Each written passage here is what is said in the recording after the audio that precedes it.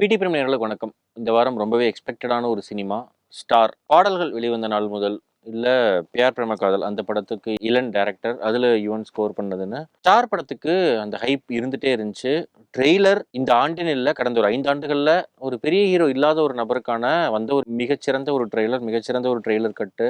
ட்ரெய்லரோட background ஸ்கோரே அவ்வளோ நல்லா இருந்துச்சுங்கிறப்போ இந்த வருஷம் தமிழ் சேவியர் கவினா தான் இருக்க போறா, அப்படி ஸ்டாரா தான் இருக்க போகுது அப்படிங்கிற அளவுக்கு ஹைப் ஏற்றப்பட்ட ஒரு சினிமா. படத்துடைய ஸ்பாய்லர் இல்லாத ஒன்லைன் ட்ரெய்லர் நம்ம பார்த்தது தான். சின்ன வயசுல இருந்தே அந்த பையனுக்கு வந்து சினிமால ஹீரோ ஆகணும், அந்த கலை தாகம், அந்த கலை வெறியில் இருக்கிற ஒரு பையன். ஆனா வாழ்க்கை அவ்வளவு எளிதா எல்லோருக்கும் அமைவதில்லை. வாழ்க்கை ஒன்றும் தோழன் இல்லை அப்படிங்கிறனால நிறைய மிதி வாங்குதல்கள் எல்லாமே நடக்குது. அதெல்லாம் தாண்டி கலை அரசன் என்கிற கவின் அந்த சினிமா அப்படிங்கிற அந்த வெற்றி படிக்கட்டில் ஏறி ஒரு நாயகன் உதயமாகிறான்னு ஜெயிச்சாரா இல்லையா அப்படிங்கிறது தான் ஸ்டார் படத்துடைய ஸ்பாய்லர் இல்லாத ஒன்லைன். பெர்ஃபார்மன்சஸ் கவின் கவினுடைய பெர்ஃபார்மன்ஸ் இந்த படத்தில் நிறைய இடங்கள் ரொம்பவே நல்லா இருந்துச்சு. லைக் அவருடைய ஏஜ் ஃபீல்டில் ஸ்கூல், காலேஜ், அதுக்கப்புறம் ஒரு ஃபேமிலி மேன், அதற்கு பிறகு நடக்கிற சில சம்பவங்கள்னு ஒரு 4-5 டிரான்ஸ்ஃபர்மேஷன் படத்தில் அவருக்கு தேவைப்படுது. ஒரு ஃபீமேல் கிட்ட பெற போட்டிருக்காரு, யூடியூப்ல வந்திருக்கும் அந்த வீடியோ. ஸோ இதில் அந்த சின்ன பையன்லேருந்து பெரியாள் வரைக்கும் பாடி மெனக்கெடல்களாகட்டும், எமோஷனாக பேசுறதாகட்டும், ஒரு ஃப்ரஸ்ட்ரேஷனில் பேசுறதாகட்டும்னு அதெல்லாமே ரொம்பவே நல்லா பண்ணியிருக்காரு. படத்துடைய மிகப்பெரிய ப்ளஸ் வந்து யுவனுடைய பேக்ரவுண்ட் ஸ்கோர். பியார் பிரேம காதல் படத்துக்கு வந்து யுவன் ப்ரொடியூசர் அப்படிங்கிறனால அவ்வளோ நல்ல ஒரு ஸ்கோர் கொடுத்தாரா அப்படிங்கிற மாதிரிலாம் சந்தேகம் இருந்துச்சு. ஆனால் இந்த படத்தில் இளனுக்கு யுவன் பண்ணியிருக்கிறது வந்து ஒரு சிங்கிள் ஹேண்டட்லி வின்னிங் ஏ மூவி அப்படிங்கிற அளவுக்கு யுவன் இந்த படத்தில் ஸ்கோர் பண்ணியிருக்காரு. பேக்ரவுண்ட் ஸ்கோர் ஆகட்டும், பாடல்களாகட்டும், சர்ப்ரைஸாக ஒரு பாடலை சேர்த்ததாகட்டும், அந்த பாடலில் வந்து அந்த பாடல் படத்தில் பார்க்குறப்போ கிட்டத்தட்ட இவனுடைய கான்சர்ட்லலாம் ஒரு வைப் இருக்கும்ல, அந்த அளவுக்கு தேட்டர் வைப்ல இருக்கும். இனி தேட்டரில் பார்க்க போகிற எல்லாத்துக்குமே அத்தனை சர்ப்ரைஸ் எலமெண்ட்ஸ் இருந்துச்சு. இவனுடைய பேக்ரவுண்ட் ஸ்கோர் அவ்வளோ நல்லா இருந்துச்சு. எங்கே இதெல்லாம் இத்தனை நாள் ஒளிச்சு வச்சிருந்தாரு, ஏன் இவ்வளோ இவ்வளோ பெரிய கேப் இவனுடைய பேக்ரவுண்ட் ஸ்கோரில் அப்படிங்கிற அளவுக்கு ஃபீல் ஆச்சு. நிறைய காட்சிகள் இப்போ காட்சிகளாக எலிவேட் பண்ணாத காட்சிகளை கூட வந்து இவனுடைய மியூசிக் வந்து எலிவேட் பண்ணி இருந்துச்சு. நிறைய சீன் சொல்ல முடியும். அத்தனை காட்சிகளில் வந்து இவனுடைய பேக்ரவுண்ட் ஸ்கோர் அவ்வளோ நல்லா இருந்துச்சு.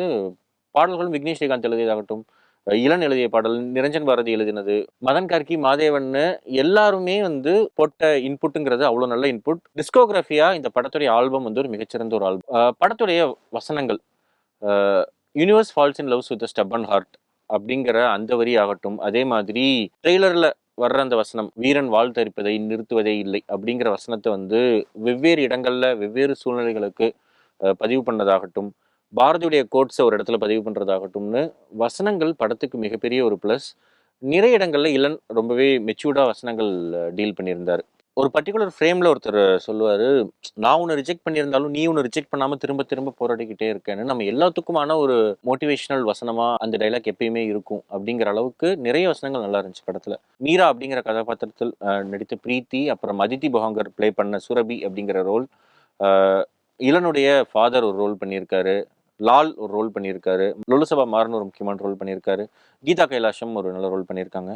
ஒரு சிங்கிள் ஷாட் அளவுக்கு ஒரு லாங் ஷாட்ல கீதா கைலாசம் ஒரு சீன் பெர்ஃபார்ம் பண்ணியிருக்காங்க. அது தியேட்டர்ல அவ்வளோ நல்லா இருந்துச்சு. கீதா கைலாசம் இந்த டிகேட்ல எடுத்துக்கிறோம் அப்படின்னா, எப்படி ஒரு டிகேட்ல சரண்யா பொண்ணு ஒரு வெகுளித்தனமான அம்மாவா இருந்தாங்களோ, ஊர்வசி ஒரு எமோஷனல் அண்ட் வெகுளித்தனமான அம்மாவா இருந்தாங்களோ, அந்த மாதிரி இந்த டிகேட்ல ஒரு முக்கியமான அம்மா கதாபாத்திரமா கீதா கைலாசம் வந்துகிட்டு இருக்காங்க. அம்மா கதாபாத்திரம் இல்ல, படத்துல இருக்கிற ஒரு சப்போர்ட்டிங் கேரக்டரோட ஒய்ஃப், இந்த 2 கதாபாத்திரங்களையுமே கீதா கைலாசம் அவ்வளோ நல்லா பண்றாங்க. நீங்க சார்பட்ட பரம்பரையில பார்க்க முடியும், நட்சத்திரம் நகர்கிறது, நிறைய படங்கள் எக்ஸாம்பிளுக்கு சொல்ல முடியும். எல்லா படத்துலையுமே அவங்க பெர்ஃபார்மன்ஸ் அவ்வளோ நல்லா இருக்கு. இந்த படத்துலையும் ஒரு கோவப்படுற, எல்லாரும் என்னென்ன பண்றாங்கடா நீ ஏன்டா இப்படி இருக்கேன்னு ஆரம்பிக்கிற ஒரு அம்மா, எமோஷனலா நடக்கிற சில விஷயங்களுக்கு அவங்க பெர்ஃபார்ம் பண்றது, அப்பா என்னப்பா இது பண்ணிடலாம்ப்பான்னு பேசுறது, ஒரு ஒரு சீரியஸான சுச்சுவேஷன்ல விழுந்து விழுந்து சிரிக்கிறது மாதிரியான அத்தனை சீன்ஸ் அவ்வளோ நல்லா ப்ளே பண்ணியிருக்காங்க கீதா கலட்சம். இன்னும் நிறைய படங்கள் அவங்க பண்ணணும்னு அவ்வளோ அவ்வளோ விருப்பமா இருக்கு அவங்க பெர்ஃபார்ம் பண்றது. லால் இந்த மாதிரியான நிறைய படங்கள் லாலுக்கு ரொம்பவே சாதாரணம் அவரோட பெர்ஃபார்மன்ஸ் பொறுத்த வரைக்கும். இந்த படத்துலையும் ஒரு எமோஷனல் ஃபாதரா ரொம்பவே நல்லா அவருடைய ரோலை கன்வே பண்ணியிருக்காரு. படத்துல ஒர்க் அவுட் ஆகாத விஷயங்கள் டவுன் சைடு அப்படின்னா, முதல் பாதி இந்த இன்ஜினியரிங் படிச்சுட்டு, அதாவது இன்ஜினியரிங் காலேஜ் போயிட்டு படிக்காம சும்மா சுத்தின, தண்டமா இருக்கிற, இல்ல வீணா போன, சினிமா தான் வாழ்க்கைன்னு சுத்தின, அரியர் வச்சுக்கிற நிறைய பேத்துல ஒரு 50%க்காவது கனெக்ட் ஆகிற ஒரு படமா இருக்கும். டவுன் சைடு வந்து போஸ்ட் இன்டர்வல் தான் ஆரம்பிக்குது. லைக் படம் எதை நோக்கி நகருது அப்படிங்கிற ஒரு தெளிவில்லாம சாலிட் டெப்தே படத்துல இல்ல. ஒரு கட்டத்துல வந்து இல்லப்பா ஏதோ ஒன்று பண்ணலாம்ப்பா ஏதோ ஒன்று பண்ணலாங்கிற மாதிரியே தான் போய்கிட்டே இருக்கு. டுவர்ட்ஸ் த கிளைமேக்ஸ் 2, 3 மொமெண்ட்ஸ் நல்லா இருக்கே தவிர, செகண்ட் ஹாஃப் ரொம்ப ரொம்ப லெட் டவுனா இருக்கு படத்துல. ஸோ செகண்ட் ஹாஃப் ஏன் இந்த மாதிரியான ஒரு ரைட்டிங் அப்படிங்கிற கேள்வி வந்து இயல்பாவே வருது. அதிலும் குறிப்பா லால் பேசுறதாகட்டும், கீதா கைலேஷம் பேசுறதாகட்டும், எல்லாருமே சொல்றப்போ கவின் கதாபாத்திரத்திட்ட உண்மையாவே ஒரு நியாயம் இல்லையோ, அந்த கதாபாத்திரம் உண்மையாவே இவங்க எல்லாரும் நம்புற அளவுக்கு இல்ல, எல்லாருமே இந்த கதாபாத்திரக்காக நீ உனக்கு பிடிச்சத பண்ணுப்பான்னு சொன்னாலுமே அந்த கதாபாத்திரம் அதுல இருந்து வராம திரும்பி திரும்பி அதுவே ஸ்ட்ரகிள் ஆகிக்கிட்டே இருக்கோ, what's happening with that character அப்படிங்கிற இஷ்யூஸ் இருக்கு. செகண்ட் ஆஃப் ரைட்டிங்கே ஒரு ரொம்பவே ஒரு லெட்டவுனோட ரைட்டிங்காக தான் இருந்துச்சு. அதிந்தி பாங்கருடைய அந்த சுரபி கதாபாத்திரம் தான் வந்து ஒரு சேவியர் மைண்ட் செட்டில் இருந்தாலும் ஏன் அந்த கதாபாத்திரம் வருது, ஏன் இந்த கதாபாத்திரம் போச்சு, இல்லை ஏதாவது கால்ஷீட் பிரச்சனையாப்பா அப்படிங்கிற அளவுக்கு கன்ஃபியூஸ் ஆகிற அளவுக்கான ஒரு செகண்ட் ஆஃப் படத்தில் ரொம்பவே லெட் டவுன் ஆன ஒரு செகண்ட் ஆஃப்.